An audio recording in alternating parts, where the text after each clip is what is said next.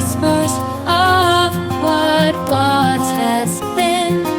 Tales of dragon scales and quests so brave, in shadows deep where heroes pave. Knights in armor shining bold, wizards weaving magic, tales untold. Fairy wings that glimmer in the night, warriors wielding swords of light. The NerdBirds sing of myth and lore, echoes from the days of yore. Pull up a chair by candles glow, join the tales where wonders flow.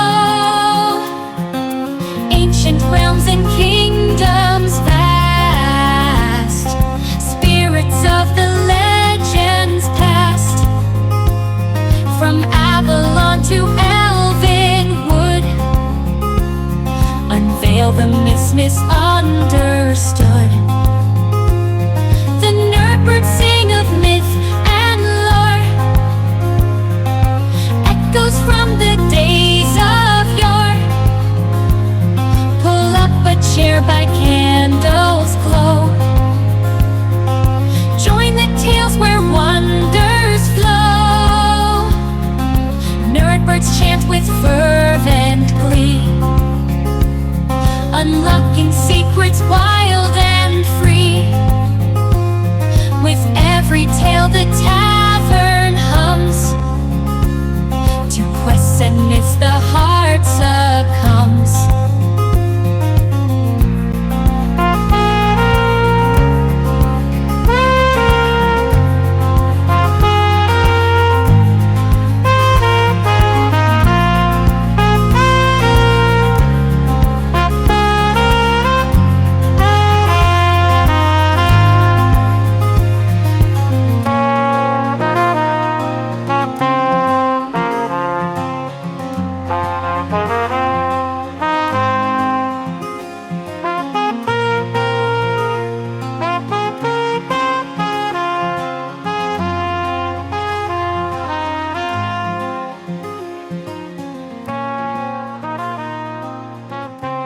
Welcome, adventurers, to the NerdBirds Myth, Lore, and More.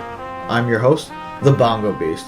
I'm also joined by my fellow lore masters and mischief makers, Mr. Gawd, Lancelot, and Darth Sniper.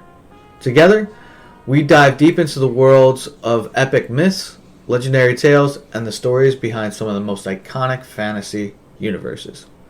In this prologue episode, we're setting our sights on the origins of one of the greatest sagas of all time, Star Wars. We'll explore how George Lucas dreamt up a galaxy far, far away, from his early inspirations to the magic that went into shaping the iconic saga we know today. We'll cover some fascinating facts about George and what brought his vision to life. So grab your drink, settle in, and get ready for a journey through the creative mind behind the Force. Let's dive in. I'm going to start this off by, talking a little bit about George. I know that before he started Star Wars, he went to film school, and he was also into a lot of, I believe, like race car driving. I think he wanted to be a race car driver. And then that's what started him, when he was doing films, he did that, what was that movie that he did? It was... E.T.? No. There was a movie that he did that involved, like, it almost feels like Back to the Future style, with like that old school like cars. I forget what it was. Han Solo. Indiana Jones? The guy who plays Indiana Jones. Harrison Ford. Harrison Ford. He was in a movie that George filmed. Red Tails? I know Indiana Jones is one of them. Spielberg and American George got Graffiti. together. So, it was American Graffiti. Exactly. So he did American Graffiti. Okay. Because he liked fast cars. And so I forget how I don't know how he got into the business per se, but I know eventually when he did graffiti and got money for it, he's like, let me fuel my personal project. Like, I'm writing this side stuff. And it was basically like, I guess his first interpretation of it was a space Odyssey, kind of like Romeo and Juliet, but like with mixed other feelings for it. And the funny thing is that when he started the project, he didn't get much funding from the studio, I don't believe, and they had to use like, I guess, out of the box props, like Luke Skywalker, which eventually we would know that it's his father, Anakin Skywalker's like lightsaber, was made from the camera. Like the shutter, the shutter. Yeah, it's a flash. It's a flash from Part old of a school flash camera and that they decompartmentalized and like made it into like a lightsaber. I thought part of it came from like motorcycles too. Maybe Like the chrome part of a motorcycle, like no, exhaust that pipe or was something. No, that was still the whole piece of the. So the whole one piece, take away the black rubbers and the center. That's the whole piece Huh. of a flash. Huh. Just looks exactly like that. Yeah. Huh. It's like just one tube, and then they fastened a coupler over the center, and then they put rubber strips from it. They did get the rubber strips from Okay. something. Yeah. I just forget where. Did he personally make all of the like models, like the ATST and all that? They were practical effects. Yeah, they were like models. Yeah, he Him made a lot of them. and the few people that they had for like whatever the studio money gave for them. Yeah. They did practical effects, which Even the designs.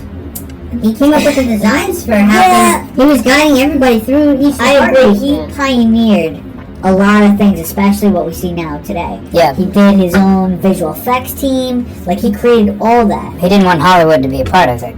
Correct. So, which is crazy because there's a YouTube video. If you go on YouTube, We talk about Sam Witwer. exactly. There's I'm probably gonna drop a link to that in the video, just so that people can like view it themselves. Yeah. There's a video of Sam Witwer kind of explaining like how George, after the success of the first one, right? They wanted him to get. So he, after the first one, he already had to put money in to save up to get this film going. His own money.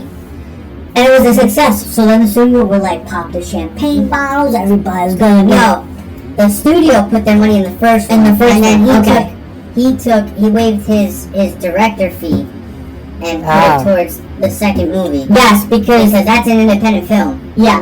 Huh. And Sam says that too. The second one is an independent Yeah, film? the second Oh, and the wow. third. Yeah, he Episode one swindled is his way. bosses. He swindled And his then the other two are George's under his banner. So he swindled. Even the lawyers must have been like, "Oh fuck, we fucked up," because on the contract it said that he owned the rights, and then we're like, "Okay, but he's gonna use our money, right?" No, he's using his own money. Well, what studios are he gonna do? Oh, he's doing his own studio. LucasArts, right? Yeah. You know, and they're like, "Okay, how do we get at the end of this deal?" They got the shittiest end of the deal because he owned everything. He hustled the ultimate hustlers. Yeah, so he owned the rights, he owned everything about the project, except their names were going to be attached, I think. Hmm. And like, No, they their names are going to be attached. no, but I think in the way the studio was involved somehow, right? They probably had it for airing purposes. For acting and all the little bits, but everything was owned by George at that because it was such a big hit, and it was a risk, right? Because like I think it came off of like Dune, like everybody was doing Dune and this and that, and then you got like Star Wars, and you know Yeah, it's Star Wars something had seen different before, too, especially with the effects that they were trying to go for. When did right? when did those movies come out again? Dune, I think, came out in the 80s, so maybe Star Wars came What about around the Star same Wars? time. Yeah. I think Late 70s. I think A New Hope came out in the late 70s. So that means Dune came before that, maybe. Like, because I know that George gets inspiration from a lot of things. Like he, Oh, I can use the internet and still record. So I'm Yeah, basically yeah. Jamie from, what's it called? What's his name? Uh, Jamie, look that up. Mr. God, look that up. Mr. God. Pulling it up. it was 1984 when the first one came out. No way. Oh, wow. So then Star Wars came. No, A New Hope came out in 77. Yes, so Star Wars did come out first. Oh, I see. You said Dune. Okay, yeah. Yeah, 77 was the first, was A New Hope. Yeah, so. I wanna ask you, like, especially talk about American Graffiti and like him doing like Indiana Jones. Like, what do you think caused George to want to build Star Wars? Like, honestly, what do you think? Like, what draws a man? What makes a man want to do a space odyssey? Like, I understand, like, especially in the earlier times, like, you had westerns that were big.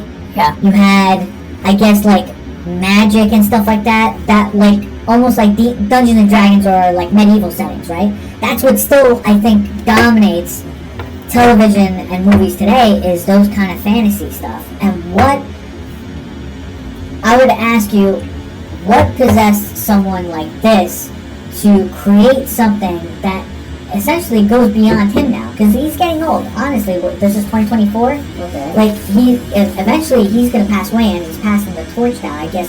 You know, regardless if because Disney bought it or not, but like, it's gonna be beyond him, and almost it is now. After the first 6 movies, it's not his anymore. He sold it off, and now we get suck. Some do. I would disagree. Some. I wouldn't even say sucks. I think that they've lost a bit of their soul for it. You know, it just feels like a cash grab nowadays. And but what was it about George's vision? His essential essence into these things that kind of made it. That's what I wonder. How old is he right now? Got to be in his 80s, 70s, Something like that. I do know. I thought maybe even younger, like late 60s, but I don't know. Tell you right now. Mr. Bongo Beast, you know how 80 years old. Cool. Wow. Wow, he was older than I thought. The Sith Lord himself. Yeah. You know how you and I were looking up the hero's journey with Joseph Campbell? Yes. He knew about that. He read Joseph Campbell's book, and it inspired him. For anybody listening, who is Joseph Campbell and why is he important? Can you answer that? I think he's a anthropologist, and he went to, I believe he went to a lot of different tribes around the world, and basically listened to their myths and stuff, and put an amalgamation together with this book called The Hero's Journey, and it talked about how it takes 11 or 12 like beats within the hero's journey and to make a successful and complete story with a protagonist. And so George Lucas took that when he was young and imprinted on him, and he's like, I want to do this. And he said he hasn't seen anyone at the time do it in space successfully, like a space opera. And also he named the main character Luke after him, essentially. His last name's Lucas. So he did that too. So he was like, he put himself through the hero's journey and did it completely fantasy so he can have some fun with it. Yeah, I didn't know that until recently when you told me. It's a cool little bit of info. Yeah. It heavily, especially those who haven't like listened to Joseph Campbell, I suggest you do. He's one of the greatest philosophers that I've ever listened to. I still to this day, like when I go to work, I listen to a bit of it just to it's gravitational.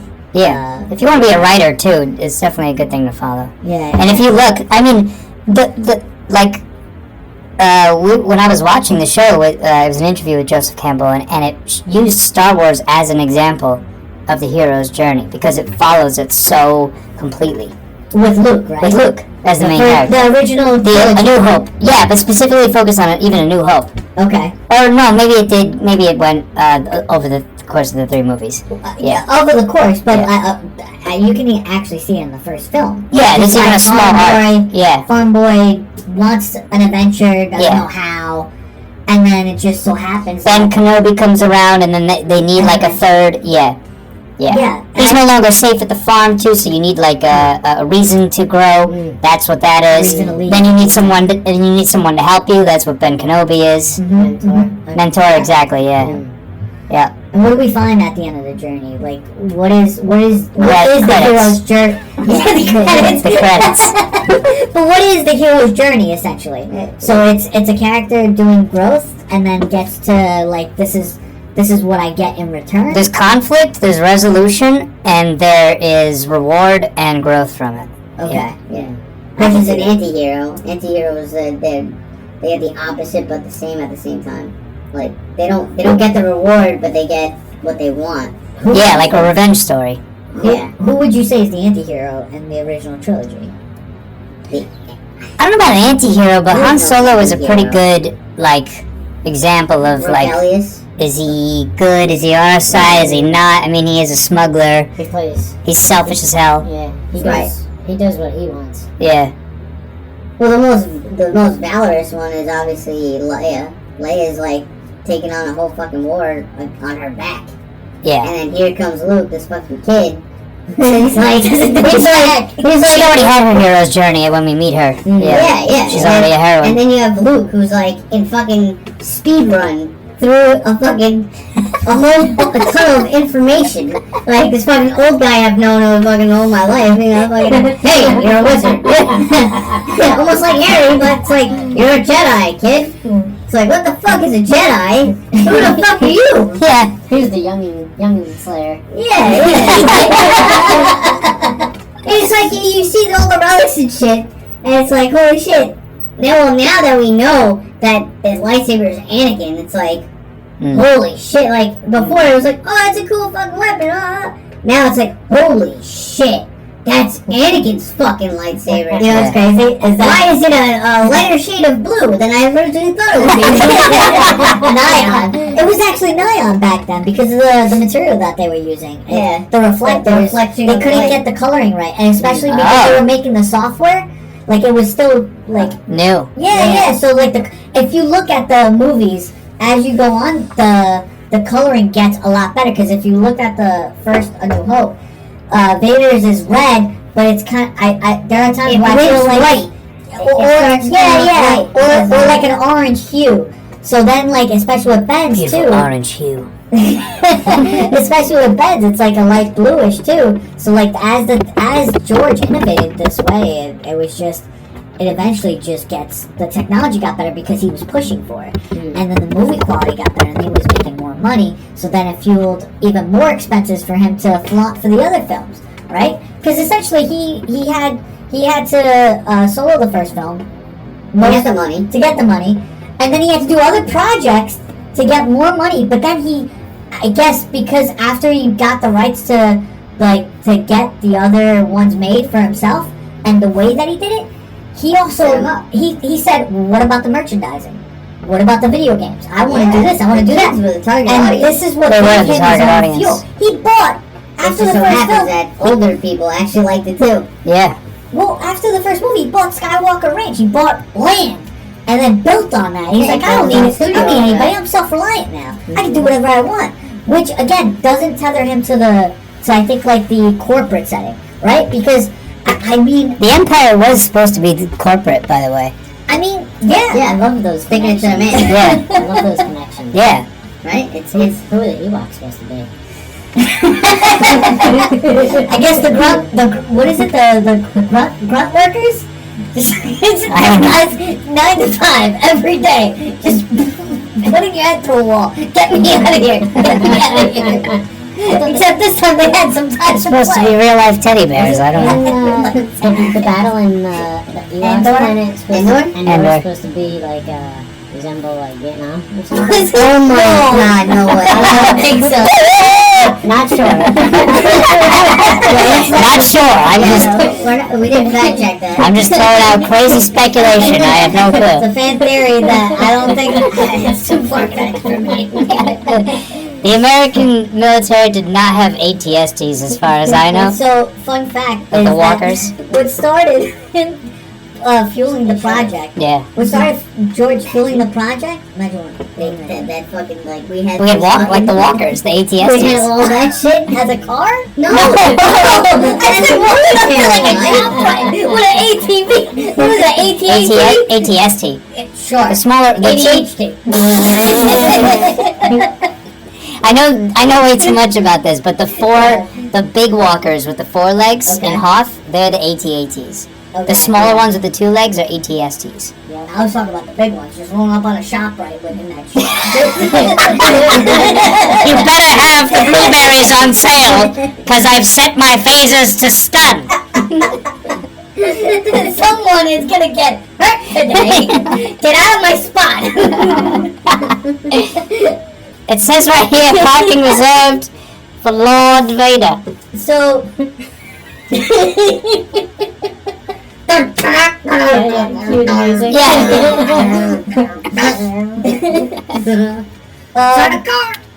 So originally, George wanted to acquire the Flash Gordon film rights. He wanted to do a Flash Gordon movie. And you know what happened? Got denied. Who's Flash Gordon? Not the Flash. I know. Flash. Unless it's the Flash Gordon. It's practically what you were going with the theme song. Flash, savior of the universe. Oh, okay. It was a movie based on an athlete who Like another I He-Man guess becomes Skeletor, like but- a human hero. Wow, okay, this looks crazy. Yeah. It's like Yeah. He-Man gone wrong. Correct. But he's a jock. He's a legit football player. I'm pretty sure that's how the story goes. Okay. I wasn't really into Flash Gordon, so I don't really remember stuff. Maybe my grandfather would tell me. He would know. Yeah, look, he's playing football. For everybody that's viewing, we're looking at can't see it, not viewing. listening. We're looking at a picture on Google, and it's got Flash Gordon in like a white shirt, like That doing a says Heisman Flash. stand. Yeah. That says Flash, and it's got like some red and gold soldiers that like really look like hockey gear on them, Yeah. like old school tights with hockey gear. This is rough. Anyway, what about Flash? He wanted to do something So like he that? wanted to claim the rights for it so that he can do Flash Gordon movies. Okay. And they turned them down. Good. The studio said no. So he was like, you know what? I'm just going to start my own thing. And decided to just create a space adventure. And that's where, I think early on, where he decided, okay, let me do something with space. Like, because I like Flash Gordon. And then, of course, he's a big fan of, as you said, Joseph Campbell. And he also likes works of Akira, I'm gonna butcher this, Akira Kurosawa stuff. He's a big Kurosawa fan.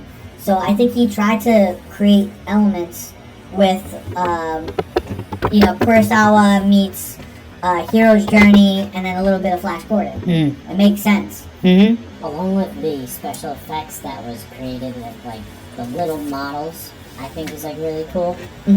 Yeah. But the backgrounds, the landscapes, all of that is like paintings. And I think they just look so great. They look great now with all the special effects that we have now. Yeah. And I think, like Peter Jackson, when he did the Lord of the Rings trilogy, he used a lot of models too. And he took that from George Lucas, and it looks great. That's why it looks good now too. Yeah. Those came out at the turn of the century, and they look freaking great. So yeah, there's something about models. Like the eye can't really see that this is actually 8 inches big or whatever. Yeah, because the On camera's screen. like so close Yeah, up. there's nothing to compare it to. Well, even So. with Spaceballs, too. Like, the long... Also, camera angles. Yeah. Like Power Practical Rangers. effects. Power Rangers, all the monsters and the Megazords were people in costumes. Yeah. So it's like Man, I was they did watching- an angle, and then everybody was like, "Oh." Yeah, I was watching one of the old Godzilla movies like a couple days ago. It's rough. It's rough. I can't. When I was a kid, I guess I couldn't tell. Now it just very much looks like men in rubber suits. Yeah. Just like acting and rolling They around. move. Yeah, it's You start realizing what's really behind the curtain. yeah. Now imagine that you're George, right? You're taking a risk on doing this film.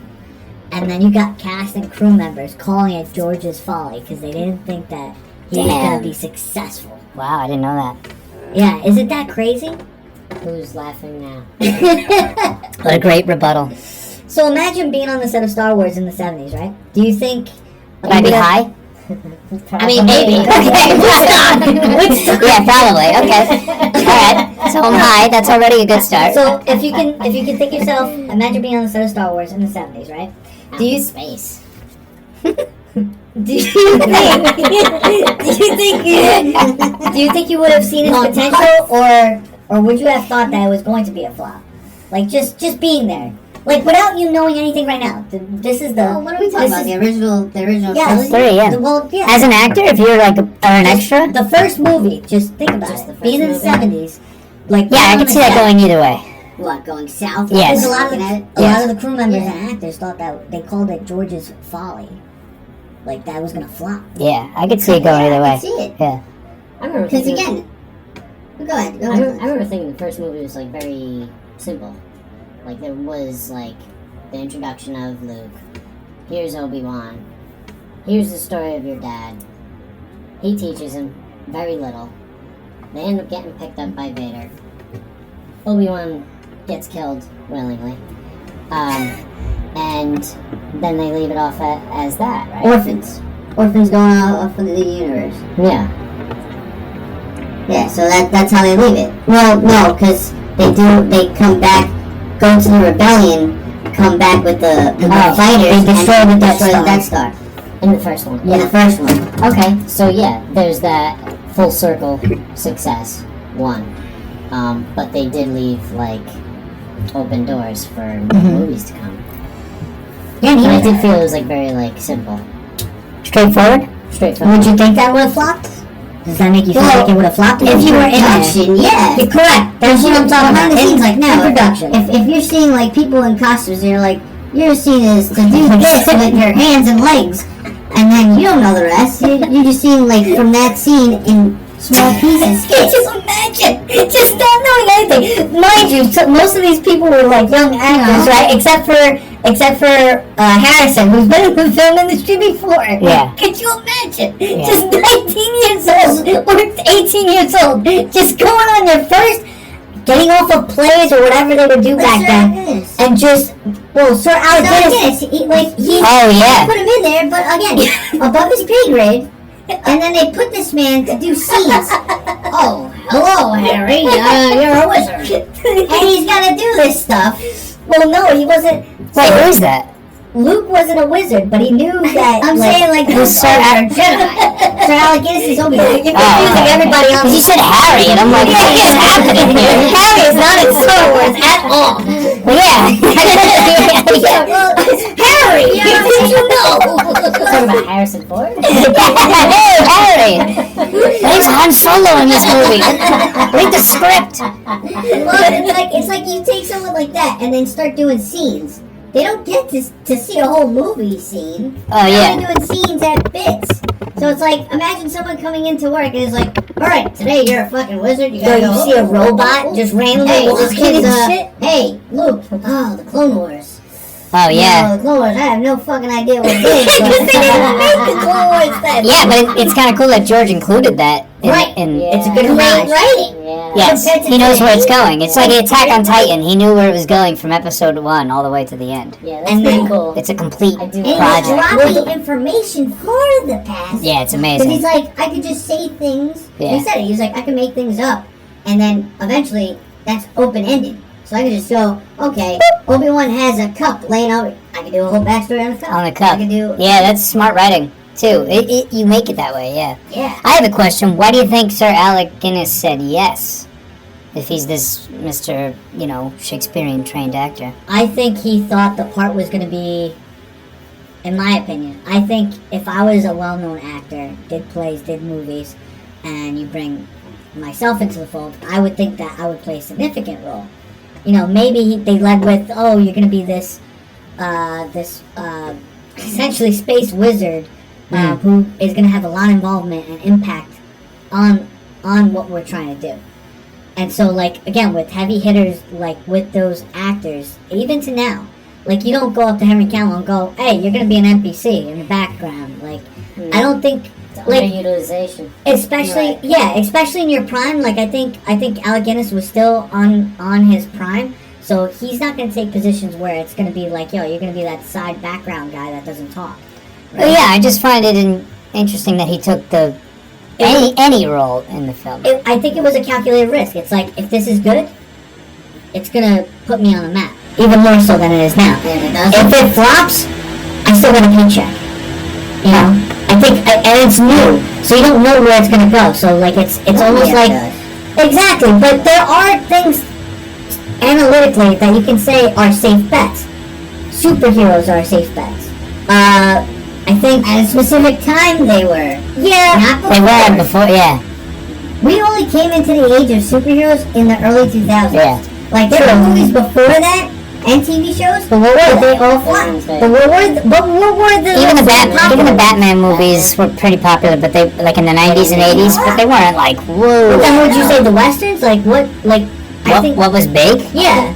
What was it? Special effects had something to do with that too, right? No, not. Well, the westerns, Started the making 50s and a lot, 60s but- was like the westerns, I yeah. think horror films were They were really popular. Starting to come up. Yeah. No, the 80s, were popular the in the 80s was 70s and 80s, yeah. 70s, 80s, Nightmare on Elm 79. Street and Okay. Halloween and really that back. yeah, Nightmare on Elm Street. Jeez. it was like 1980 or something. Yeah. A lot of them dated back, but they kept it going. Look, Well, from even now, from even then to now. Yeah.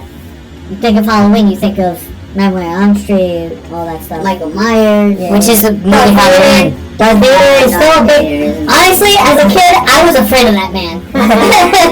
That man is like, dude, look at the Office scene, right? I say the Office scene because I still think of it as corporate. Because it's like there was that scene where the guy's talking shit to Vader, and then he chokes the shit out of him. Yeah. He's like, I don't like the way you're talking, my guy. just shut the fuck up. And then he got Tarkin. He got Tarkin like, that's enough, Vader. Okay. Just the manager in the room. Hey, I'll let you get away with it. Now we can stop. Alright. Alright, dude. Come at me again. You're gonna have to step outside. I don't believe in your fictional religion. Yeah. Now he left that Dead religion, I think you said. Yeah. Oh man. When I was confused when I first saw that. I was like, is his shirt collar too tight? Is that why he's going like this? Yeah. By the way, we've been doing this for 29 minutes. We're 29 minutes Yeah, in. we're still going. There's still enough material. Oh, we're good. Yeah, we have, it says here 54 hours and 34 minutes left of disk space. Oh. Yeah, so we're going to be going for a while, guys.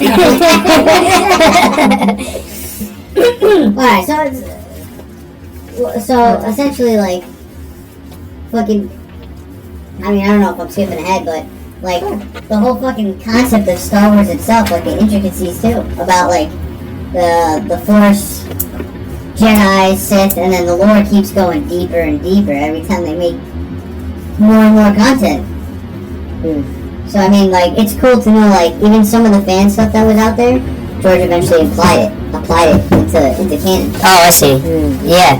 I think what's really cool, actually, too, yeah, is like, after the movies came out, the original trilogy, there was a lot of books being written. Yeah. In between, like, the prequels and the regular ones. And, like, there were some times where he was like, yeah, let's canonize that because that's great. Like you said, Yeah. bring it into. Yeah, and he only chose specific things to canonize. Like, there's still a lot of stories. Like, there's a story about, after the Return of the Jedi. It's not canon right now, but this is what people wanted instead of the Rey Skywalker trilogy. Yeah. But it was that Han and Leia have twins. They have twins. Cade and Jade. And so, like, the Emperor was still around doing Force essence transfer. So he was trying to go into one of the children and take over. So Han and Leia hid the kids away to a different planet, raised them, and then eventually Luke came there. He wound up marrying I think a Jedi or a Sith or a Force sensitive person, yeah. And then he winds up having a son. It's Ben Skywalker. Then you got the three kids that on Luke and on Leia and Han's side. It goes Cade, Jade, and Anakin Solo. Oh. And so they're all in war, and Luke is training everyone to be a Jedi. So Leia's kids know how to be Jedis. Ben, his son knows how to be a Jedi, and then eventually Anakin dies in a fight while they're in battle, still fighting off remnants of the Empire. And Anakin dies, so that pisses Cade off, and then he goes Sith. And says, that's it, this war is going to end, and I'm going to be the one to end it. Everyone's going to freaking follow me. And I'm going to take charge. And then that's when Luke and Leia and Han Solo go, holy shit. That's the extended universe, right? Yeah, and then eventually, like, Luke has to train Jade to beat her brother. So he trains her and his son to go against Cade. Darth Caedius. I think that's always like an interesting turn when somebody turns evil or the villain or dark, but it's for a purpose that they feel is just and right, because they want to stop the evil that was done to make them make this turn, which is just such an interesting kind of turn. Yeah, it is. Why does it interest you? I think we all kind of can have that happen to us. In what we're aspect? careful. Like, well, it's like what is it? Thanos is an example where he thinks that there's too many people and he wants to get the glove so this way he can stop all this craziness from happening. Mm-hmm. There's like so many villains that are put out there where they're speaking from a place that really makes sense. And I think it like helps build the character of the That's villain. not that play. You know, there's certain villains that are just straight up hated, which is like kind of cool because it's a really like dynamic and powerful kind of feeling involved with that character because you hate them. They just suck, like Bolton, right? Boltons? Oh, the Boltons. Fuck the Boltons. You say attach to them a little. Well, I wouldn't say attach. I think they're good face. You want to see them suffer and die. Yeah. Because you're just nasty, mean. Wouldn't you say that about Sidious? Like, if let's say we go the Game of Thrones route, right? Like, Yeah. just in that imagery. Wouldn't you say Vader was like the villain you were rooting for? I think we get like that after, I guess I want to say at the end of Return of the Jedi, but then starting the prequels when we learn Little Anakin. Wouldn't you say that about that? Like, you just start rooting for him because he's not too much of a villain. Like, he was tortured, right? He was accused, yeah. And then you got Sidious, who's like the epitome of like the dude I hate. Like, no doubt about it. This is a bad dude. Yeah. But like Return of the Jedi, you kind of feel bad for. I think that's where your pity started with Vader. Well, I won't say you. I'm not meaning you. I'll just reference me. I pitied Vader because when you get to the third film, right? So Vader's a great example of a villain who turns to the dark side, but it's like for a cause like where it's like you kind of understand why or how. only after you watch the prequels. Yes. Yeah, but you can tell, like, there's that scene, right, in Return of the Jedi. I love that movie a lot. A lot of people like Empire Strikes Back. I actually like Return of the Jedi the best. Besides Revenge of the I Sith. like it too. It's got a nuance to me for the fact that this is where we see Vader a little bit of vulnerable. Because in the first film, you just see this brooding guy who's just like shitting on his like old friend Master, who he has an agenda for. Like, this is the guy, I hate him, he did this to me, and like we're gonna fight to the death. Yeah. That's all you get out of Vader. On the first film. Second film, bro, you see him in a cave, like on a quest train for Luke. And it's like Luke when he sliced off the helmet. Like, you feel a little fear for like Luke in general facing Vader. Because he's just this guy that's just a juggernaut. Just, you're meant to be afraid of him. He's dressed in this whole armor. It's supposed to make him menacing. Especially at the end of that, where like he reveals himself that he's your father, this epitome that everybody's telling you this is a bad guy. He killed your father, did this, only to have that flipped on him, saying like, I'm your father, and this is who I am.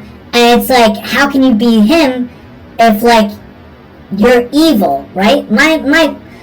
I think in our personal lives we try to, I guess, humanize things, and I think they did that perfectly in Return of the Jedi, because in the scene where Luke surrenders himself, the first thing he does when he decides that he's going to help out again for the rebellion, I'm going to do the best thing I could. I'm going to try and save my father, and I'm going to give myself up and do everything I can in those moments, even if it kills me. I'm on a suicide mission, right? Because my end goal is to kill the Emperor. If I need to do that, and if my father happens to be one of those guys, I guess I have to live with that. Like, I can't take them both on. So I think with that scene where he's talking to Luke and he's like, hello, father. He's like, oh, so you accepted the truth that I am your father and this, that. He's like, I accept that you were once Anakin Skywalker, my father. Yeah. Vader is not my father. It's the persona that you're using to portray this menacing, like villain, and like this is the epitome of your rage, that everything that you can't let go, that's holding you back. Like that is not who you are. You are Anakin Skywalker. And I know that because I can feel the conflict within you. I know that you're struggling to even make this choice as my father to bring me to the Emperor, because you know that if I can't be turned, I will have to be killed. And you can't let go of the last piece of Padme. Yeah, that's like an interesting thing because... I feel like I should clap. That was great. Yeah, that was a lot. That is good stuff right there. And then, like, when you see the prequels and then you end up seeing, what is it, episode 4? That is A New Hope? New Hope. Yeah. I don't think Vader even finds out that Luke has a sister.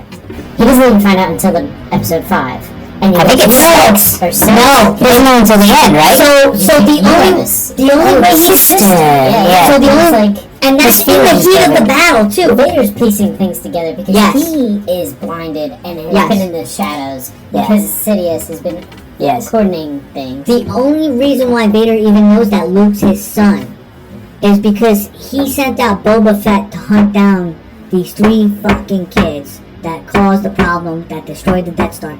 And when Boba Fett hunts Luke down, He finds out his name. eventually they talk after wrestling with each other and they can't get control over each other. He's like, yo, who are you? He's like, I'm Luke Skywalker. So then Boba Fett, I have to talk to my employer, this is gonna suck. And he goes back and he's like, well, how did this happen? Oh, a kid did it. Well, what kid? Some boy named Luke Skywalker. Skywalker? I thought the Emperor said my wife died and I had no kids. And he says, how is this possible? And the Emperor just disregards his question. And Tries to keep him in the shadows. Yeah, and it's like I'm telling you, the master manipulator. He really is. Skywalker needs to die. Yeah, and then he puts that in his head. Like if you notice, like in the second movie, he goes, "Hey, there's a disturbance in the Force because now Luke is able to use the Force, right? He's getting Ben Kenobi's images, and if you notice in the first film, he hears him. He's not totally open to the Force and doesn't know how to use it, so he only hears it. Telepathy. It's the Force Ghost, but again, the more attuned you are with the Force, the more you get out of it. So he's only hearing Ben. By the second film, you get also a slightly... Vader hears Ben talking to... He's like... Sometimes. I don't think all he the time. goes, oh shit. It's like an echo in the Force. That's my son. That's my fucking kid. That's Ben Kenobi fucking protecting my kid. Yeah, and I confirmed it was Ben was talking to him. He's like, oh, you fucking piece of shit. And that's when he goes to the Emperor. He's like, oh, you fucking... I wish there was all that cursing in the fucking movie. Yeah, it's like, you know that, you fucking piece of shit, that's my son! What do we call it? When we used to do the Italian thing? A song of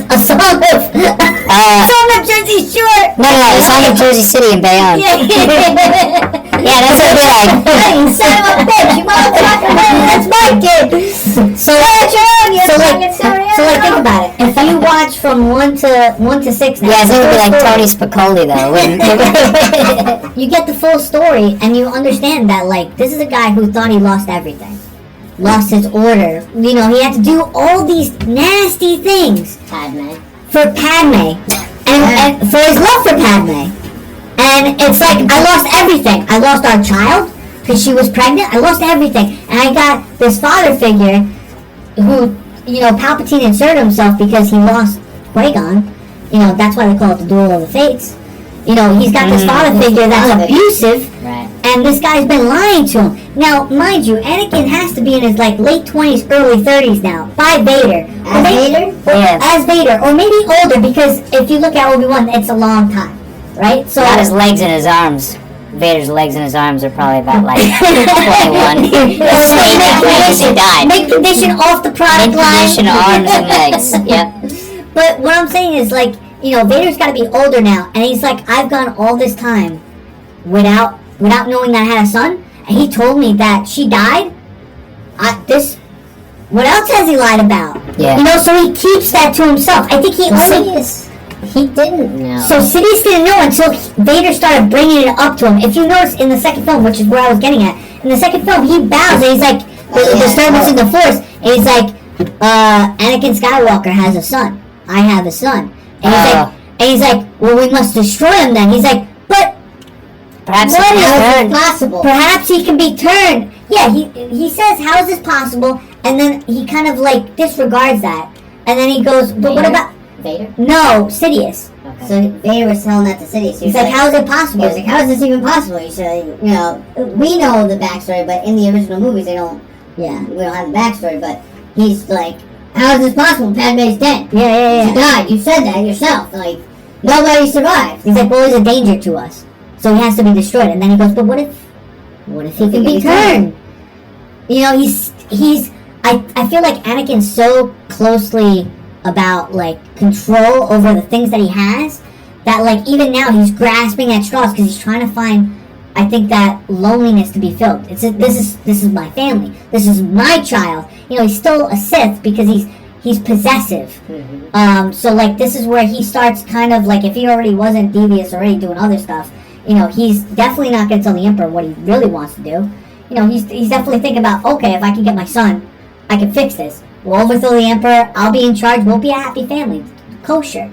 You know, and in the second film, you can see that he's kind of toning it down. I think every time he's in a scene or close enough to Luke, it looks like a man doesn't give a fuck about the collateral damage of what he's doing. Like, he's obviously going to try to destroy the rebellion and trying to, you know, when they get out Hoth and stuff like that. I think he can sense where Luke is. And so that pull is like, okay, he's there, I need to get to him.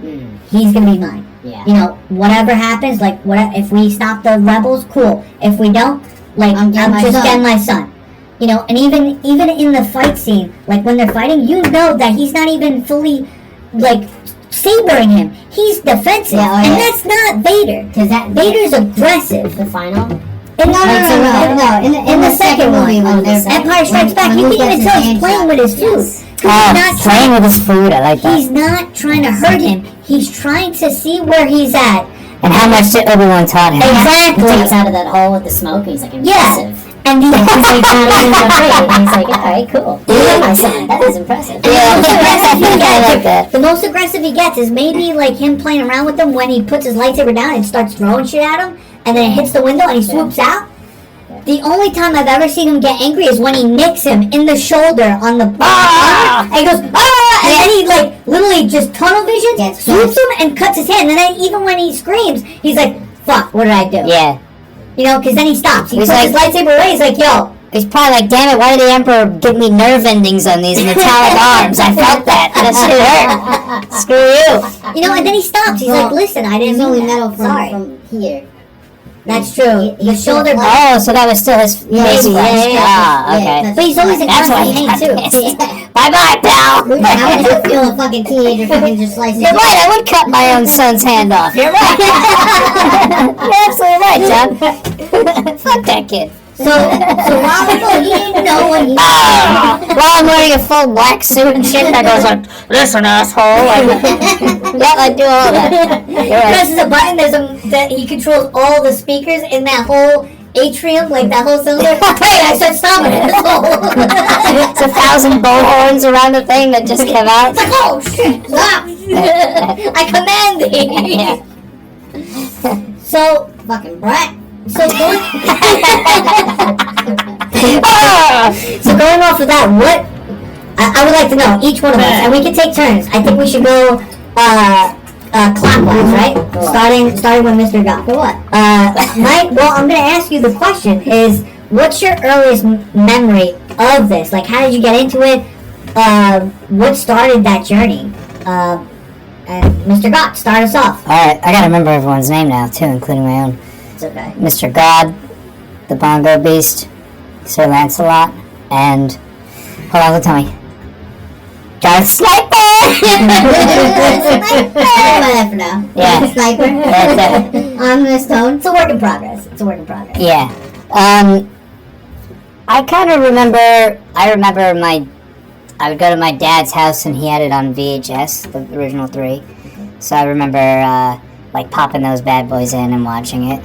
I also remember being, like, maybe a few years after that, the original movies re-released into theaters. So this is like late 90s, and I wound up watching that in theaters. For like maybe the second time ever watching them, so I was able to get like a movie theater experience That's pretty for the original Star Wars. Yeah, not all the films, but one of them. Maybe it was A New Hope. I don't know.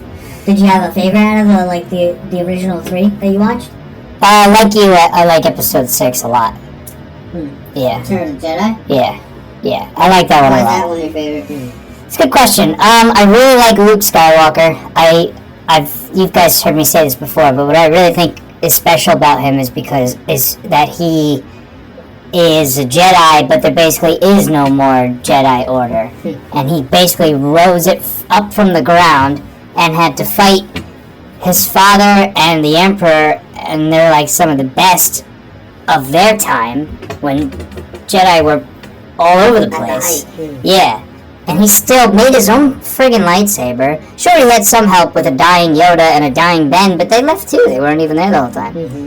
And he was also like a really good pilot. I don't know. It's really satisfying. And then at the very end, I think what really solidified him as a favorite of mine was that when he like learned how to break the cycle and threw his lightsaber away and said, "I'm not going to fight you."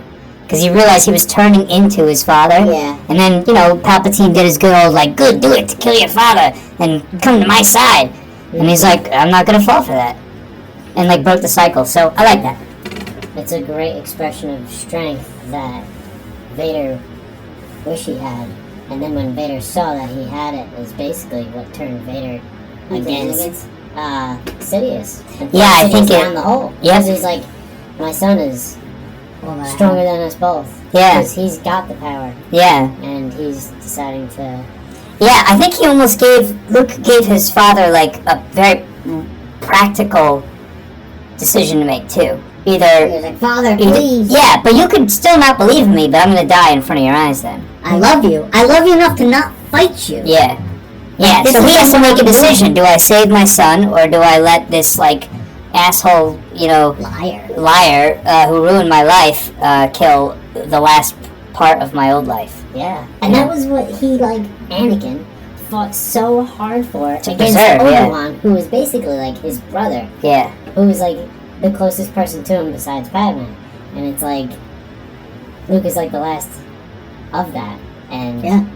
it's like, Well, Luke and Leia. Remember, he found out. Yeah, he just found out who Leia was only found like out. 5 minutes before that, not even. And mind you, he didn't know about his first son. So even then, that's another blast to the head, because it's like, yo, I didn't know about this one kid, and you're telling me like one story that Padme is dead, no child, this and that. Now I have one son. Okay, you lied. Cool.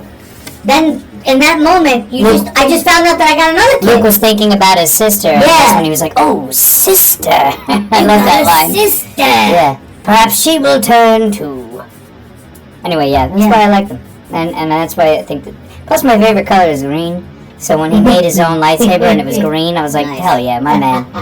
That's it. Sold. Alright, so Lancelot. Packers fan, right? That's right. Cheesehead! What's your earliest memory of encountering Star Wars? I think I found out about the prequel, episode 1, coming out in theaters. And I didn't even see any of the other Star Wars. My dad knew about it, and he saw them all. And we were down at my grandparents' house, and my grandfather had them all on VHS. So it was like, alright, we're gonna watch them. So we watched them down there, and then Marathon. yeah, episode 1 got released out in theaters, and I saw that, and that's how I got started. So about 2001. You started on the first? No, I started with the Original trilogy or the episode original 1? trilogy. Okay. Started on those. And then the episode 1 came out. Yep.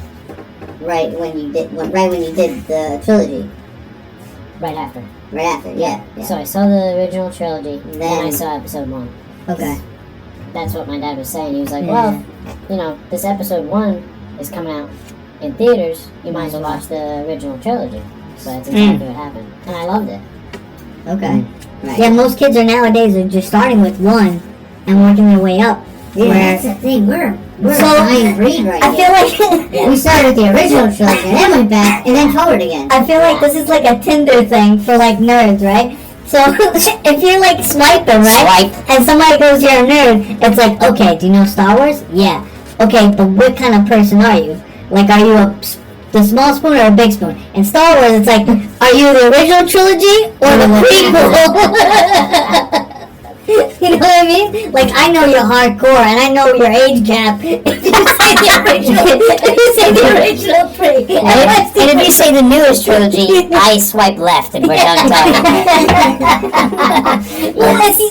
Well, since I mean, we all come from The different. fucking new trilogy sucks, though. Well, we all That's what I come, was saying. we all come from different, I guess, backgrounds and like, especially now, relationships.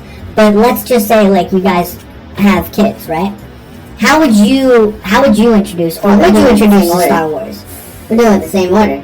Because if you go, oh no, It's I mean, weird. it's a preference. Because like if you I go, tell you what, Go ahead. I remember I rewatched Star Wars with Lexi, and I decided to start her off on episode 1. Mhm. And she didn't know the story. So when she got to episode 3, where It was Anakin emotional. and Obi-Wan are fighting each Oh. other, Emotional. and Anakin gets hacked away, and he's burning up by the side, and Obi-Wan's yeah. like, "You're my brother, like, I loved you," and like, all that, and like, Mhm. Padme dies and has kids. You don't get So doesn't spoilers. have the will. Yeah, like Lexi was like heartbroken, and I was like, when I saw that, I was like, this is probably another good way to watch this. Huh, Even though I experienced it in a different way because I saw the prequel. I mean, I saw The the original original. trilogy. Then I Yeah, saw so the She saw it in chronological order, essentially. Yes. Wow. Yeah. and did you know that there's a fan theory about the That's whole crazy. Padme death? There's before I get into that, let's move on to yours. I want to touch base on it because this is important. Don't No. Write it on your I'm notes, sir. I will. All right. I'm actually writing Padme. And if I had to right pick a now. favorite, I would say episode 3, when Anakin goes to the dark side. So your favorite is the Revenge. Yeah. Okay. Yeah. For what reason? Like what makes it like, stand out for you? Well, because I did start off with the original trilogy, Mm-hmm. so I knew Vader, and then it was like Yeah, very it's interesting transition. to see Anakin Transition. go from being good, the chosen one, and then all these things happen, and gets seduced by the dark side and turns. I thought it was like really interesting because he's at his like peak of power. Yeah, and it's heartbreaking, right? But it leads to the next 3. Okay, good. I mean, I don't disagree because honestly, I think, like I said, I love Return of the Jedi, and that will always be mine because, you know, from my personal experience, like really like father-son stuff, it's a really hard pill to swallow. I mean, I think for all of us, like that, we never got that, right? We had a rough upbringing about that kind of stuff. So like when they did the father-son thing, like there was always like a good catch for me. Like I love that relationship, especially because it started off I don't know, both of them started off, I don't know I don't know this person. And then when it comes out that, you know, like that we both know that you're my father, I'm your son, this and that, like then it becomes like a tether, right? Because then it's like a weird dynamic. Return of the Jedi, we see Luke, you know, kind of like 2 feet into this now. I humanize him, I feel terrible, and I think there's a way of saving it. And in Revenge, you have this epic ending conclusion of the Obi-Wan Anakin dilemma. You know, we see them kind of like when Anakin was a kid and Obi-Wan was just probably like a late teenager, maybe early 20, inherit this kid, and then you kind of grow up with that whole thing. You kind of get moments of like, I love these two together. They work so well comedic wise, just like everything. They don't even have to really talk, they just do things. Just to see a heartbreak like that, like just to see that whole relationship dissolve, and it's unsettling because it's like, you know, I don't wish that on my worst enemy, to feel like you have no one, right? So like that was a heartbreaking episode, but Return of the Jedi always makes me feel good because there's a redemption. There's a full circle. Like Anakin did all this, and he's still able to make his wrongs kind of like right. He did what he needed to do in the end. He allowed this dictator to no longer be in power. He didn't want to sacrifice his son on the premise of like, okay, well, I don't want to die. Now it's selflessness. I sacrifice myself for my child. You know. The what is it? Episode 4. What's the name of that? New Hope. New Hope. See, that's like an interesting title because it's like, who's that hope? It's Luke, right? I would think so, because he's the butt of the new Force. So whose hope is that? Is that The rebels. everybody's? Or is it Vader's? Is it Vader's? Because Vader lost off everything, screen, and he was yeah. just taking out his rage and anger on the world. Yeah. But once Luke gets involved in the story, now it's there's because before he was influenced by Palpatine because it was like, we can save anybody who you love from dying. That's what we'll work towards that. Yeah. And then Padme dies, so He's still lost. who do you have to fight for? He just goes out on a rampage. But now Luke is involved, and now it's like little by little, This is what I Vader did. does what is right. This is what I did to try and save my love. That was the wrong way. Like, he's still kind of like trying to force the relationships, right? Yeah. And it's like, I just want somebody to love me for me. And he's kind of had to morph these relationships. It's morphin' time. Yeah. Honestly, who's the Return of the Jedi? Technically, there's been officials that said, like, it's Luke becoming the first Jedi in a long time. Sure. He's the only one left. I would argue that Return of the Jedi is really Anakin becoming back to the light side. Returning of the Jedi. Fulfilling the prophecy. Correct. Right. Bringing balance. Yeah. Alright, So you gotta see this. You gotta see the set though. Real quick, also, episode 3, I feel like that's the best lightsaber duel. Oh, 100%. Oh, yeah. Between Obi-Wan I think all of us and agree. Yeah. Can we all agree? So that really was a huge... It's certainly the longest. Yeah. I don't know if it's the best. Well, which one did you like? Yeah, the revival. I would love to hear that. Here we go. Let's go. Let's get into it. Hold that thought. What was yours? What was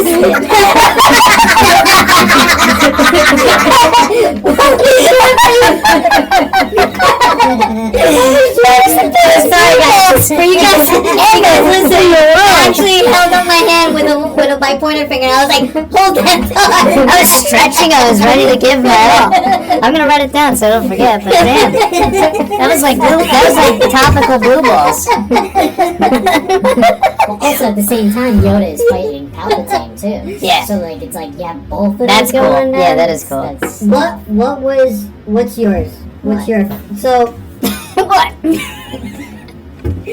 Out of the movies, which one did you feel like really resonates and the one that you like the most? I don't know. I don't have a particular favorite. I like. But what was your I like memory? Revenge of the Sith and the Return of the Jedi. Only because I got to see. I think it was Dad. Dad got us into Star Wars first, and then So just to give you context, so it's me, the Bongo Beast, and Darth Sniper. We're actually twin brothers. So pasa. and then we have our best friends who are like our brothers. And I think what you were gonna say is that we watched it. I think we watched it together. No, or did we watch it separate? I don't remember, but It might have been together. Either which way, Dad got us into Star Wars. Star Wars, and then eventually I started watching the same trilogy over and over again with Diego. Oh, your Godfather. Yes. So But which one did you like? Do you have a favorite? Like No. out of Really? all the 1 to 6. I don't have a favorite. You look at all 6 of them equally. Yeah, no. Really? I like yeah. Oh wow. Huh. That's pretty cool, actually. Because think about it, you can just put it all on and then just enjoy them all the same amount. I guess so. I He would. does it all the time. He switches it up. He'll watch episode 4, then he'll watch Return of the Jedi, then he'll watch we mix it up. Yeah, of course we watch in different orders because we enjoy different things. But I'm saying out of all the films, which one do you actually like? This is the one I like the most. I can't call it. Yes, you can. I think you can. Alright. Because Revenge of the Sith, I like the whole story plot, plus the... Well, what did you like about it? And So let's go with that. Let's go with Revenge of the Sith, right? You just said Revenge of the Sith. It doesn't matter, that's just my favorite. Okay. So what is your favorite? Thank you! We done. We're out! The two of them are my favorite. I like the Revenge of the Sith and Return of the Jedi. Okay, but why? Why do you like those? What dictates? Well, for Return of the Jedi, it's because you see Luke going from a Jedi, and you don't know what the fuck he's gonna do, because in the beginning of the movie, he's using dark side abilities. He's using Force Choke. What do you mean? When he goes into Jabba the Hutt. Oh, that's right! He uses Force That's Choke. right! Which is a That's Vader's ability. That's not a Jedi ability.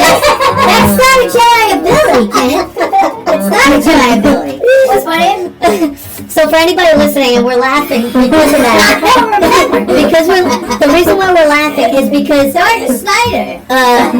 Darth Sniper, me, the Bongo Beast, and Mr. Gawd, we actually went and AKA watched. God, AKA the G-Man. AKA War Child. Yeah, so we actually went and watched live with my sister.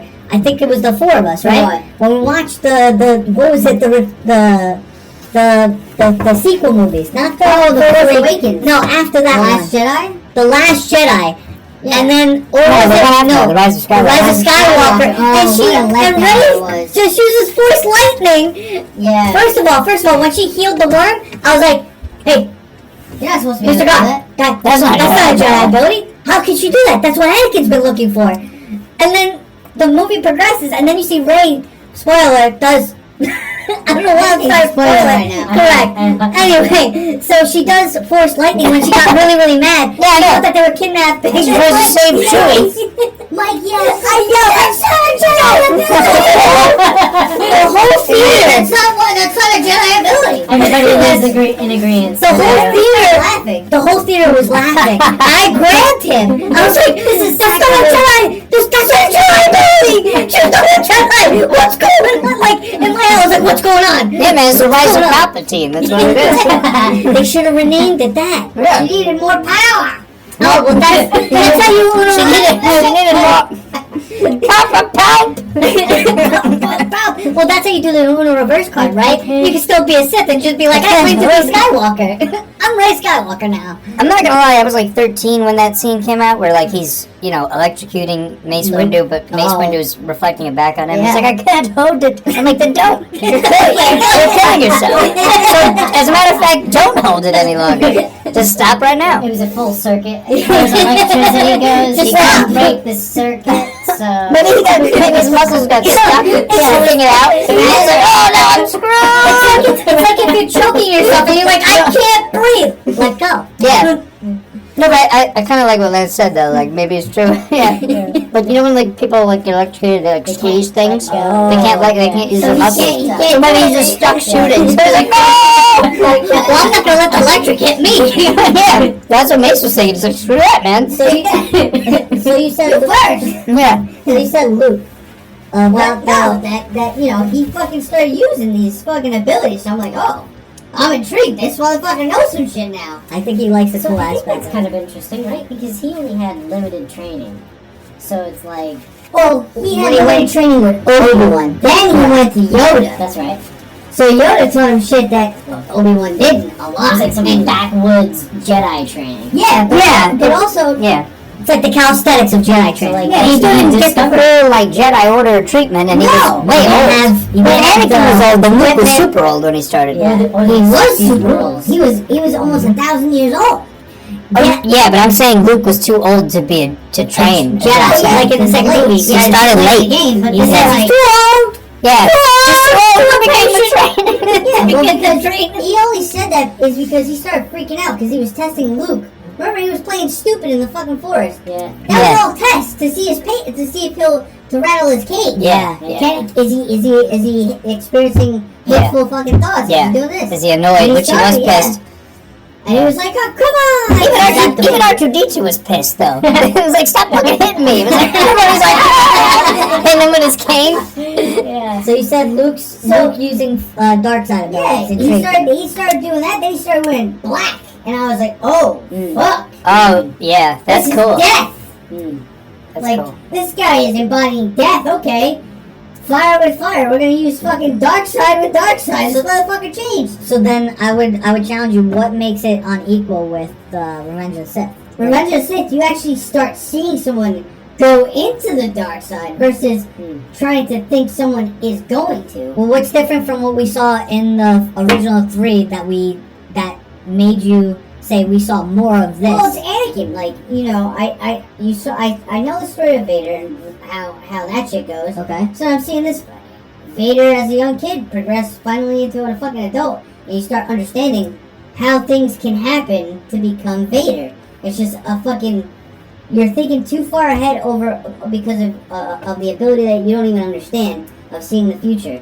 And the Jedi are telling you, like, be careful, because knowing that can fuck everything else up, and coincidentally, Because they have weathered experience now. because you're it's doing after. that, you put yourself in the position of the dream. I think that's what Yoda and Obi-Wan were afraid of, is that Luke was going to be another one. Yeah, of course. So, like, that's why they were hesitant to train him. But again, this is their last hope for anyone to take down the fucking Sith.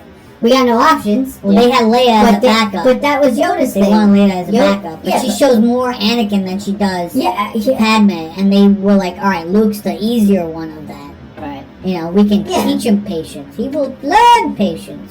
Yeah, but also, like, so then you see Anakin go fucking nutso, and then turning into Vader. He's doing this all in the name of family, and loses everything in the name of family. Okay. So that's why I was like, oh shit, okay, this is. Well, I've said it's a lot. And I've said why I've loved, you know, my Yeah. favorite is always going to be Return of the Jedi. You know, I think if I had to order them, it would be Return of the Jedi, Revenge of the Sith, and surprisingly, Episode 1. Only for the fact That is surprising. it is, because it's got its jarring moments, like really jarring. Jar Binks. But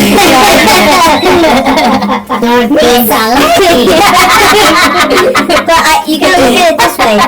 Is he Jamaican? We got introduced to I never heard a Jamaican that goes, Misa, I'm glad you in Jamaica. Like, Why is the Trade Federation sound Asian? They got money and they got droids. droid guitars.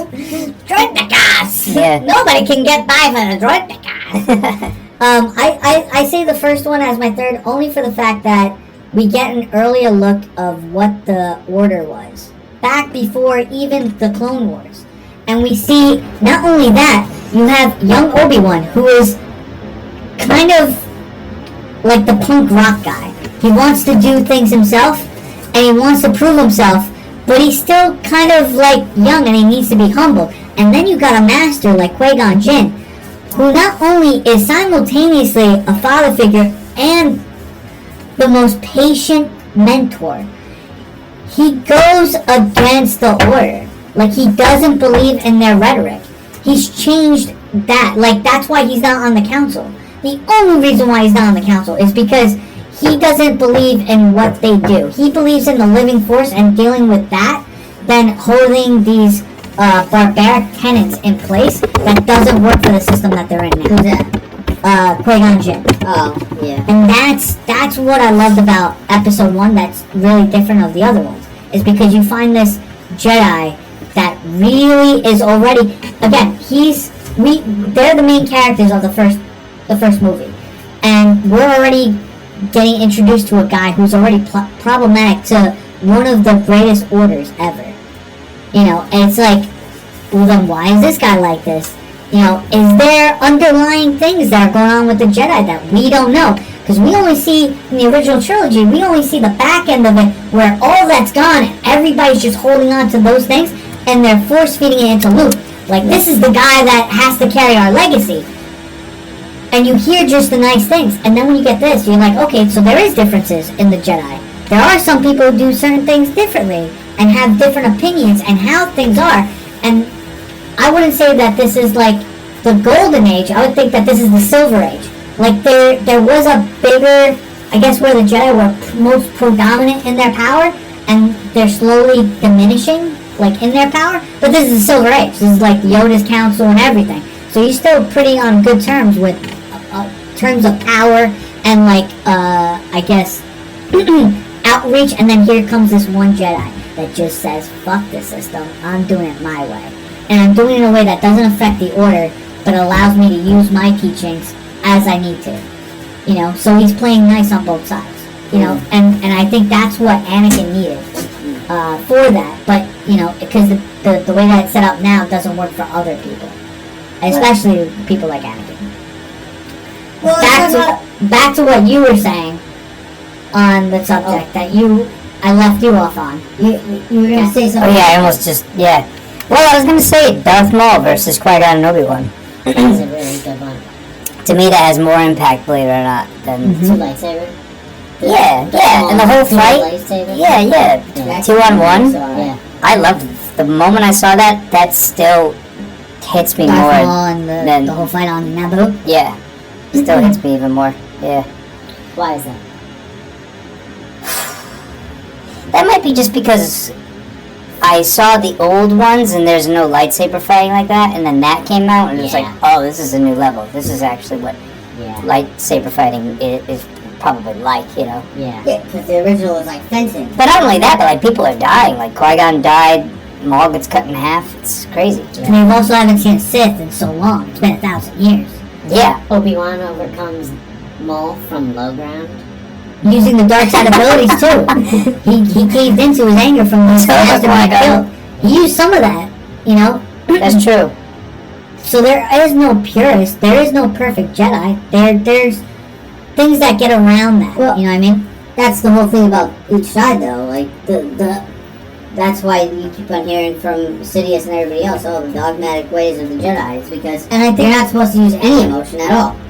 That's how they wanted it. The Jedi are not supposed to use emotions. It's supposed to be clear of head, emotionless, very stoic, and that's it. Yeah, I And want you're to. supposed to let go of everything. I want to touch that on the next episode. Like we're gonna go into explain what the Force is, what does it want, what's balance, and then we'll go into both the dogmatic. I say dogmatic because I hear from some of the characters in the movies where they say the dogmatic ways of the Jedi. I want to get into the tenets of both the Jedi and the Sith, and then correlate that to what they. So we can talk about the Force, and then the separation of light and dark, and then go into what does each side think the Force is, and then what do we think the Force is? Because it gets interpreted so many different ways, and I think George originally created it like that as an elusive thing, like it's this living, breathing thing that evolves or has its purpose, but we're only subjected to it, right? We don't understand it fully. Yeah. Well, it's because George is still free. Well, no, he's not doing it anymore, but he was at the time, and they're accepting the lore now from other people about, the way the Force works, how many forces there are. There's like 4 different forces. But they all work. I was just reading that. The Yes. 4 aspects of the Force that you pointed out here. Well, I think what is kind of interesting, like how you said, there's the Jedi's way, the light side, and then there's the dark side of the Sith. And then there's a few that are In between. somewhere in the middle. So Dooku is one of them, right? I would disagree. And then Mace Windu. I would disagree. Wait, what's the question? I'm sorry. So he's saying that there's the light and the dark side, right? Yeah. You got 2 spectrums, and he's like, I feel like there's an in between, and I would disagree only to the fact that, Or not even stuck in between, but isn't so stuck in the only Jedi. Okay. Only. Yeah, I would I agree can to say that. that, yeah. So non-canon, I don't know if it's an extended universe. I think they just made a canon. I'm not sure, but there's something called the Gray Jedi, and the Gray Jedi just says the Force is the Force. There is no passion. There is no peace, or something like that. No, you gotta look up the actual. Yeah. I don't wanna misquote it. But there's people like Ahsoka. Ahsoka It's is got white. correct. So the white crystal is a That's a purified pure kyber crystal. So it's a crystal that was once blue or green, and before they canonized this, so originally the Sith had lightsaber crystals that were synthetic. They were organically made by the Sith. So they're not. It's like plant-based foods, right? So you have regular meat and then plant-based foods, and that's what the Sith crystals were. They were the plant-based that they were engineered to create like that, and then you would get red lightsabers. And it would augment your dark side powers. So then, now that they canonized this, because they came out, Legends had it, but they didn't canonize it. Now, recently they have, where you bleed a crystal. And bleeding a crystal means that originally it was blue or green, and instead of grabbing a crystal from the mountain or whatever, it's no longer synthetic. You bleed your anger into it. You hate bang the shit out of the crystal into submission for your hate, your anger, your fear, and it turns it red. I wasn't expecting that at all. That's essentially what it does, though. You're hate banging it with your emotions. Yeah, but nobody uses that term. I'm just saying. I use it because it gives you. I'm pretty visual. Yeah, it does. I know exactly what you mean. I'm sorry, George Lucas said Sorry, he definitely said it somewhere in a room. Anakin is the only way. A kyber crystal essentially represents the soul. Kylo Ren So it's definitely like, hate bang once you kids. corrupt your soul, it bleeds, and now it's... Well, thinking of Luke, which is odd. That's a different kind of video. I'm just saying the facts here. So now they make the crystals like that. So a Sith would steal somebody else's crystal, or like kill a Jedi and take their crystal, and then bleed into it. I know what I must do. I don't know if I have the power to do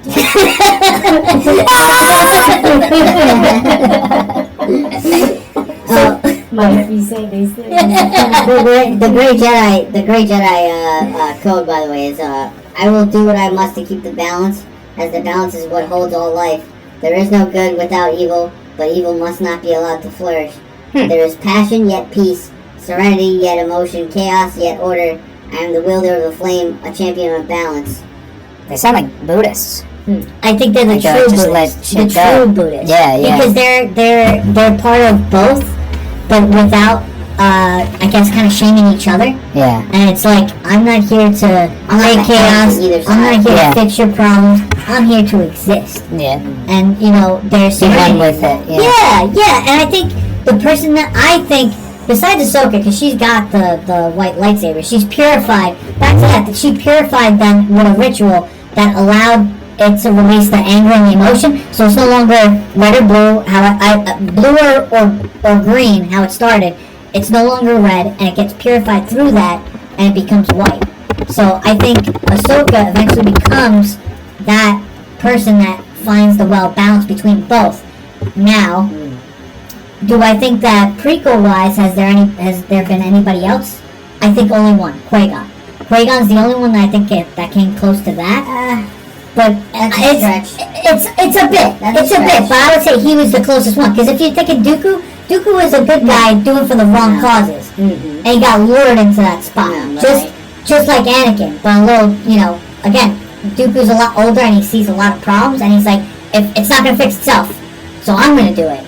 That selfish intake. It's mine. I have the issue. I'm gonna do something about it. And if you're talking about Mace is a Jedi who uses dark side abilities for, I think Well, that's why he has a purple. Correct. And they made that for Samuel L. Jackson. They literally on the that's one of those things where they worked it into the lore. Correct. And it works well. He's like, how about a purple lightsaber? He's Yeah. like, well, it usually just comes in green or blue. And he's like, yeah, but how about purple? What mixes to get purple?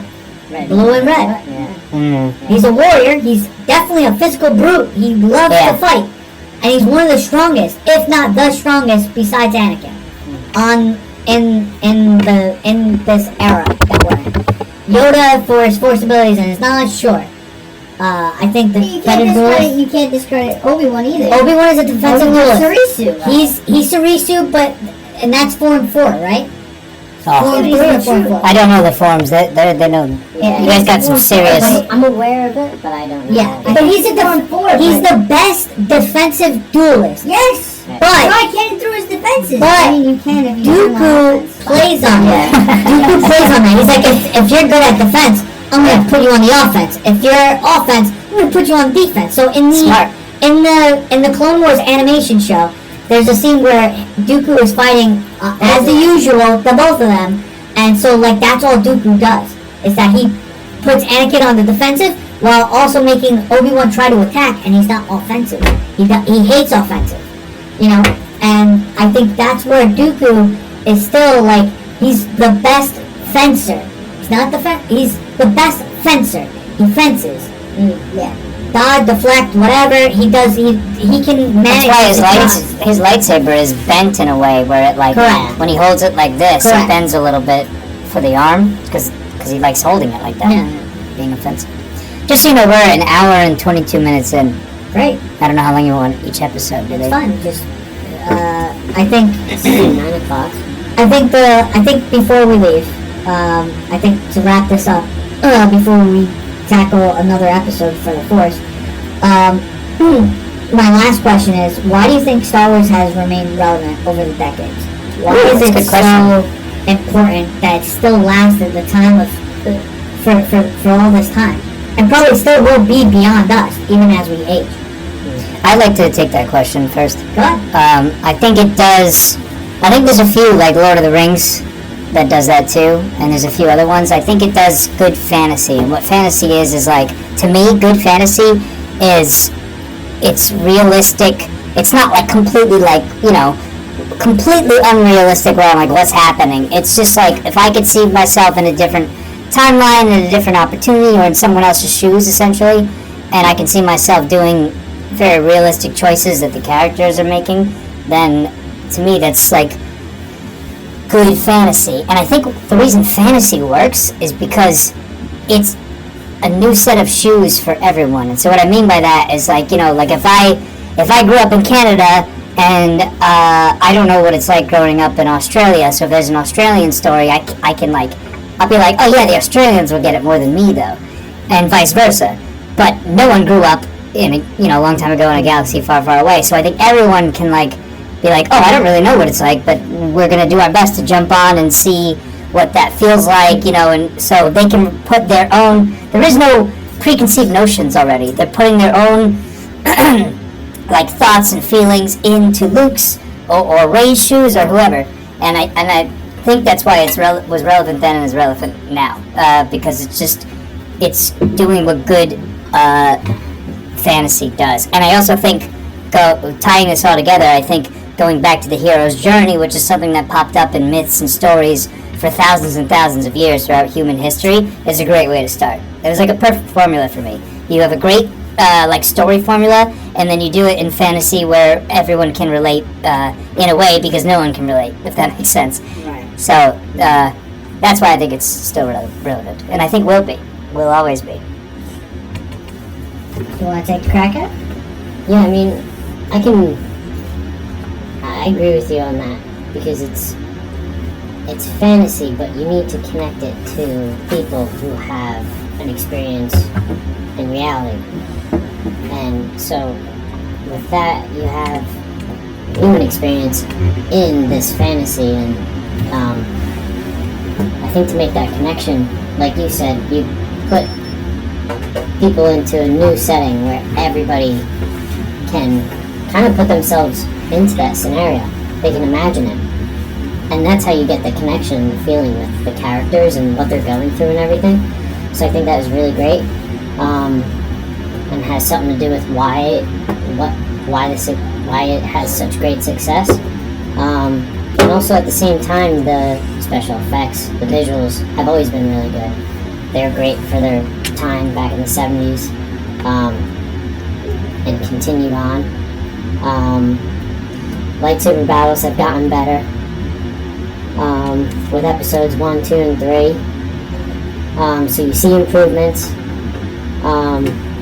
Also with like the prequels, episodes 1, 2, and 3, you get the backstory involved in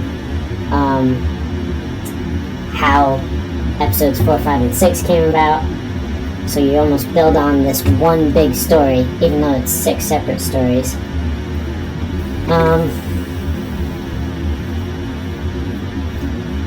Yeah, that's it. Darth Sniper? I forgot the question. The question is, Monkey drunk. The question is, how do you think that? Why do you think Star Wars has remained so relevant over the decades, and it's probably going to live beyond us? And why do you think that is? Well, that's because essentially George Lucas set up for a whole universe. There's a lot of content to be explored. You know, he made the original 3 and then he made the prequels, which is 6 different stories. But also, there's leeway. There's always open-endedness. So, like, I mean, they really fucked up with the new trilogy. I was even on the sequel trilogy. The sequel. So like, I was good with The Force Awakens. There was shit that I didn't like about it, but I was like, okay, this is a different touch. Like, we're not getting the Cade and Jade story now with the kids, Han Solo's kids, but we got one that turned Sith. So he stuck at least one piece of that story in there, where it was like, okay, what if their kid ever became a Sith? And then, where's Luke? What's going on? I think there was a lot of nostalgia too that gave you like dopamine hits, right? So like for me, I think me and my brother, we were watching in theaters by ourselves. I mean, there were people in the theater, right? So we were watching The Force Awakens. And it comes up to the part where Rey somehow gets into the Millennium Falcon. Somebody calls it a piece of junk or whatever. I think it was her, maybe. And then she starts it up and starts like trying to escape the TIE fighters with what's his name? Oh, with Finn. With Finn, and then she's hitting everything. She's going to tight spots. Like parts are coming off and it's hitting. A piece of the Death Star, or was it the? Well, they were driving through the warships. What were they called? I can't think of them right now.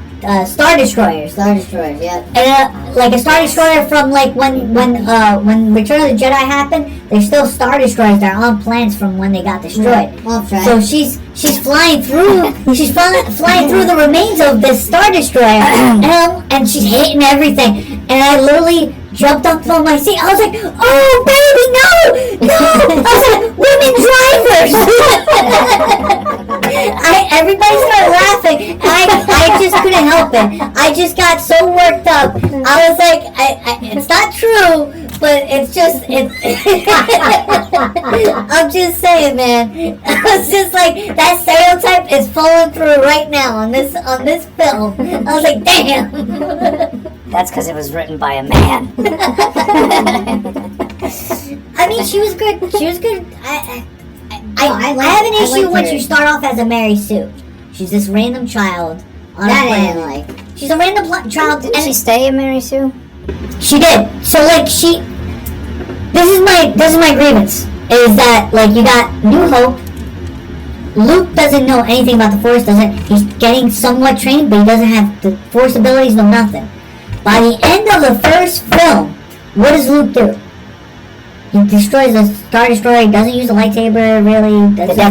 Doesn't fight against a Sith, no nothing. He's using practical tools. A blaster, this and that. He's not even good at that. He's still learning.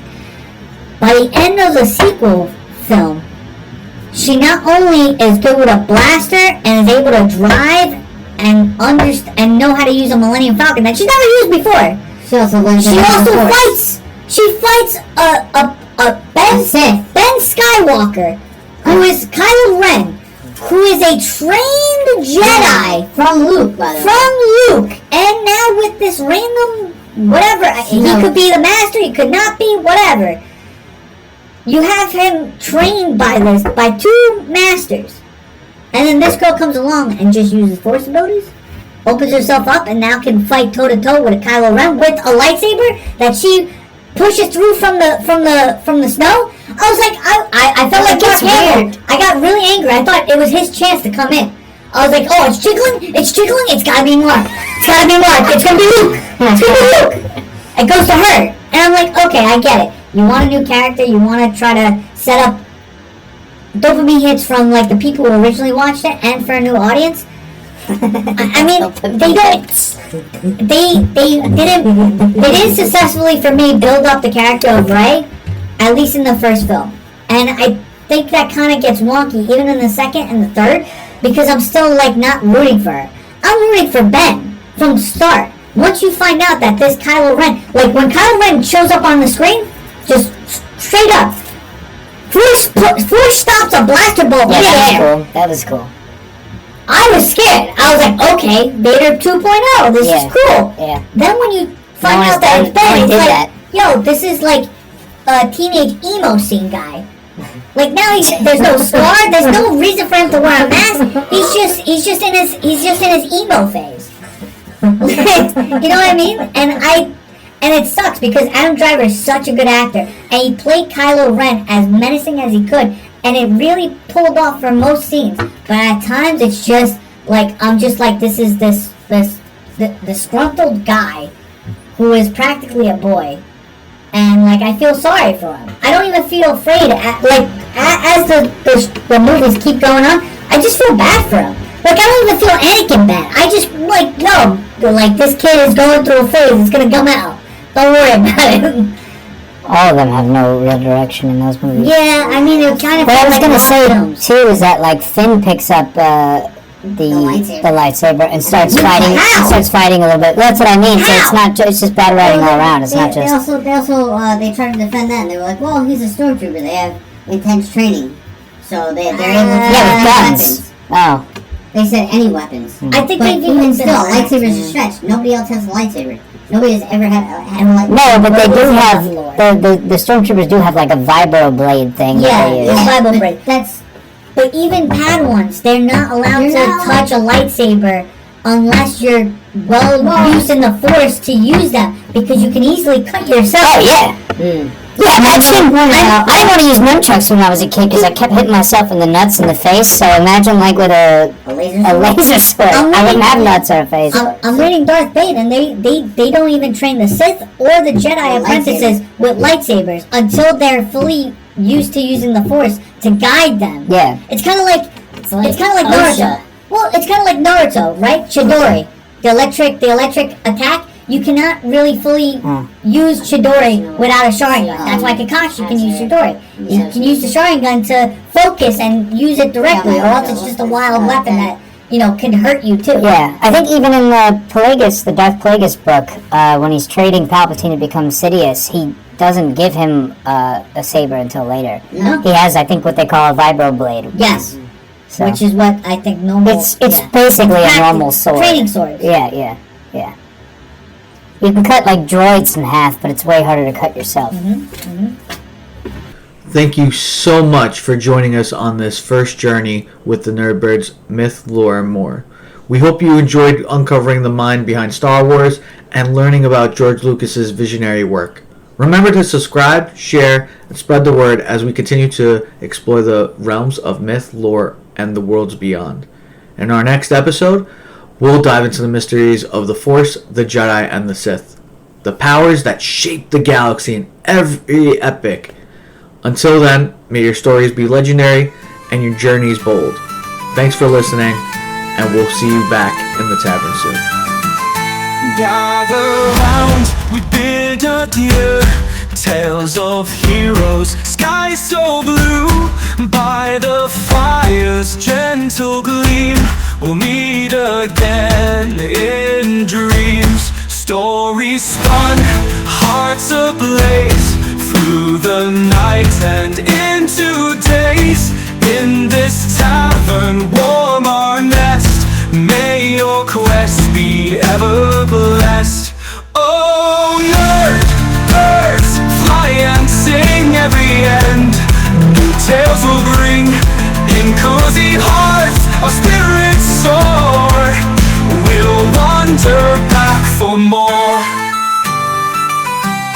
Through the forests or the hills, magic whispered in the stills. Our adventures never part. They live within our hearts. With each flagon cheer we raise, for the journeys, for the blaze. To our nerdy flight so grand, together we will stand. So farewell but not goodbye. In the stars our paths will lie. 'Neath the moon or sunlit skies we'll soar again. Arise! Through the forests or the hills, magic whispered in the stills. Our adventures never part. They live within our hearts. Through the forests or the hills, magic whispered in the stills. Our adventures never part. They live within our hearts. With each flagon cheer we raise, for the journeys, for the blaze, to our nerdy flights so bright. Together we will stand. So farewell but not goodbye. In the stars our paths will lie. 'Neath the moon or sunlit skies we'll soar again. Arise!